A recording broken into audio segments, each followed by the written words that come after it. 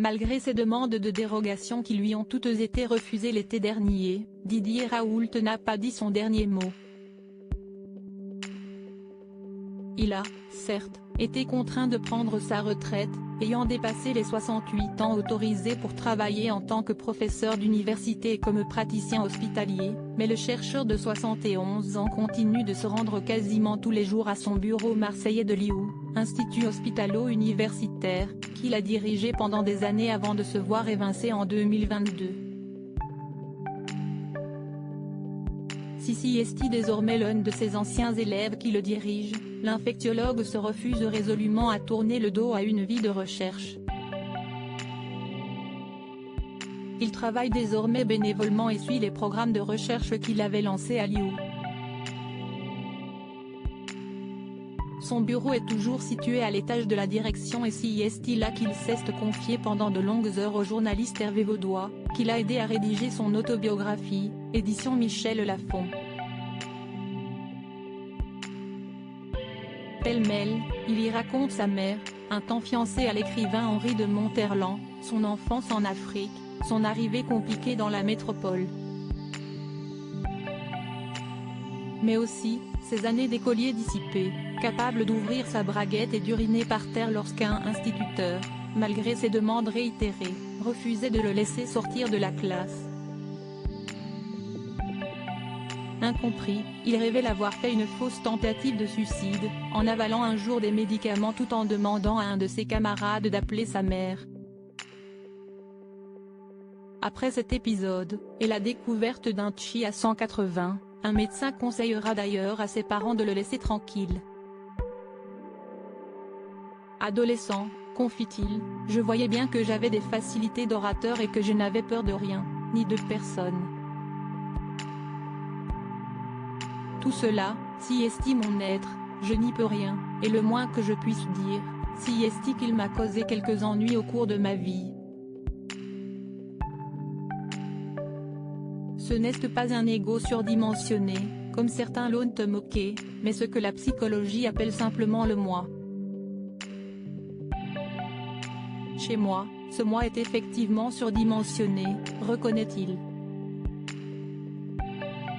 Ce tempérament si particulier a marqué les esprits pendant la crise du Covid et créé des polémiques à répétition et de fortes crispations.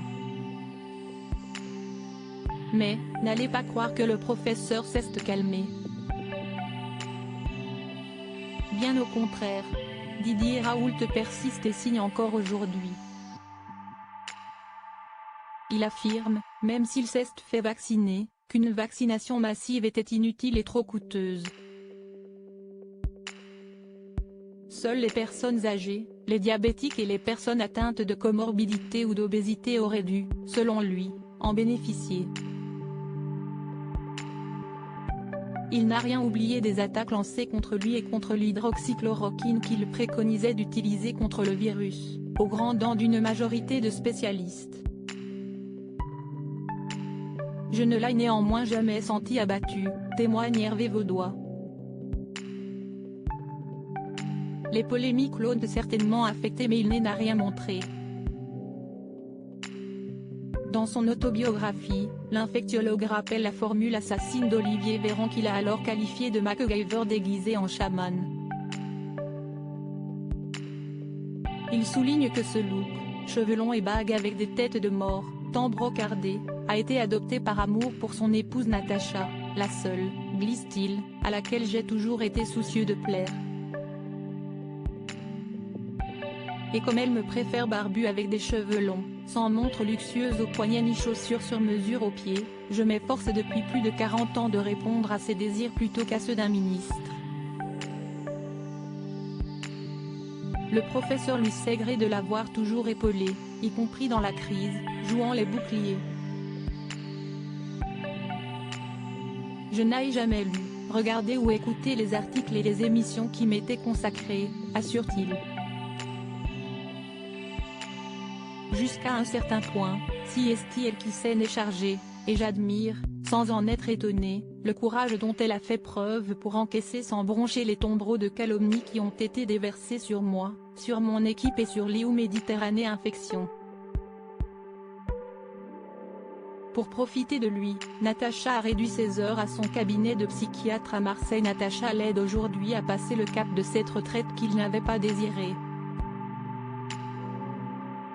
Pour profiter de lui, elle a réduit ses heures à son cabinet de psychiatre à Marseille. Avec leur fille, Lola, elle aussi psychiatre, née en 1988, et leur fils Sacha, enseignant-chercheur en criminologie et sociologie, né 5 ans plus tôt, ils forment un clan soudé. L'infectiologue a également eu une fille aînée, Magali, née d'une précédente union.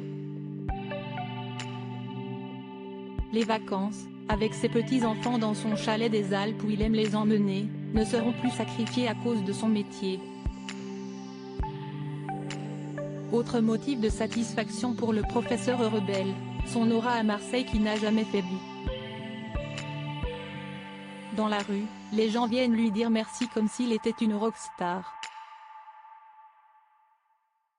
Il a même eu droit à des bougies ou un santon créé à son effigie, s'amuse Hervé Vaudois.